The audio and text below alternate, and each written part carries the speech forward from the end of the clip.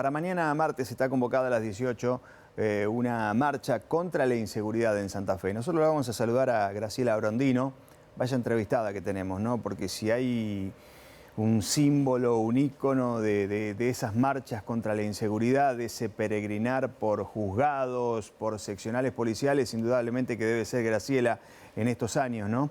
Graciela, ¿qué tal? Buen día. Hola, buen día, ¿cómo están? Bien, bien, muy bien. Además, una marcha convocada en una fecha muy particular. Sí, exacto. Mañana se cumplen 12 años de la muerte de mi hija. Ujú.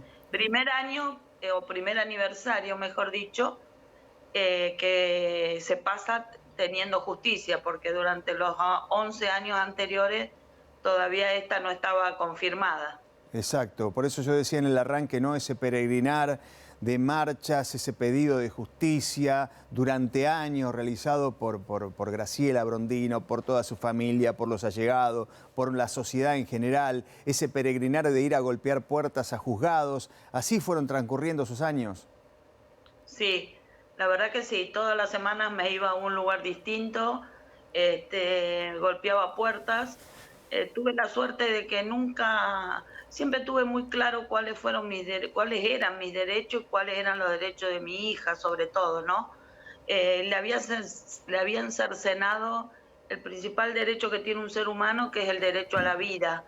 Y bueno, la justicia no avanzaba y llegó un momento que el expediente se archivó en NN y recuerdo haber leído un día que iban a quemar los expedientes que no tuvieran individuos determinados, y me fui a hablar en ese entonces con el gobernador Bonfatti y le dije, ni se le va a ocurrir quemar el expediente de mi hija, porque yo me cadeno acá en la puerta de la Casa de Gobierno y no me van a sacar ni con los bomberos. Él me dice, no se haga problema, señora, el expediente de su hija no se va a tocar.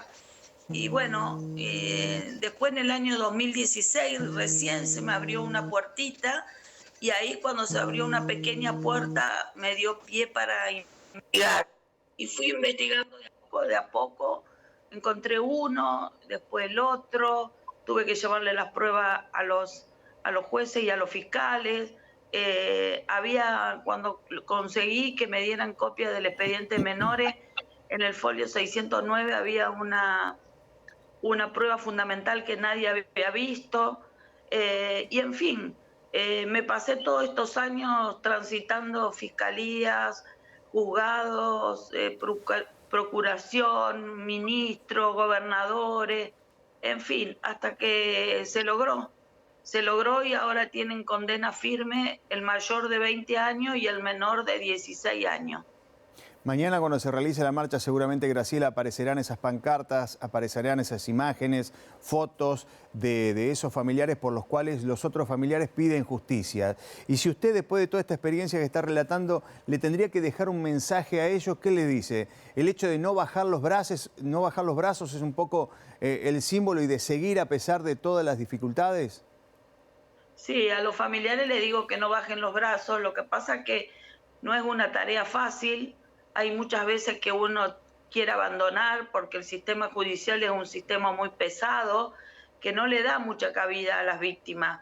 Y uno tiene que estar muy convencido de por qué lucha, como para poder penetrar ese sistema tan pesado.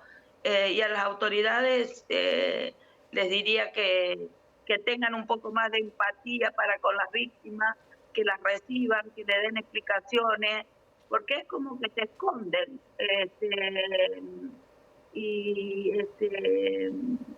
muy difícil salir de ahí, porque si te esconden es como que no existís, y si no existís, ellos no tienen problema. Eso es lo que pasa. Ujú. Recién en el arranque de la conversación usted decía, va a ser la primera vez en una fecha tan especial como el 3 de mayo en que se hizo justicia. ¿Y hoy qué siente usted? La verdad, que siento mucha tristeza, porque pensé que cuando lograba la justicia me iba a sentir exultante, pero me pasó todo lo contrario. Es como que llegué a un punto donde logré lo que le había prometido a mi hija cuando la vi ahí en el cajón, pero decía, ¿y ahora qué? Yo creo que uno inconscientemente, aunque parezca una barbaridad lo que voy a decir, es como que trata de traerla de vuelta, pero llegaba a un punto en que no hay, en que vos decís, bueno, logré justicia, pero mi hija no vuelve más, mi hija sí que tiene condena perpetua. Así que por un lado el alivio de haber encontrado a estos asesinos, sobre todo para que no le hagan a otra familia lo que nos hicieron a nosotros, que nos destruyeron la familia, pero por el otro lado también cierta desesperación, porque a pesar de todo, mi hija no vuelve más. Está claro. Mañana la convocatoria, 6 de la tarde, reiteramos el lugar, Graciela. Sí, mañana a las 6 de la tarde es una convocatoria para pedir a las autoridades que tomen en serio el problema de la inseguridad, porque ya no se puede más vivir en Santa Fe. Y es así, tal cual. Yo no lo escuché ayer al gobernador, me parece que las cosas que dijo sobre la inseguridad es lo mismo de siempre, que le faltan federales, la Fuerza Federal, pero ¿qué van a hacer ellos? ¿Cuál es el plan de seguridad establecido para que nosotros vivamos un poquito mejor?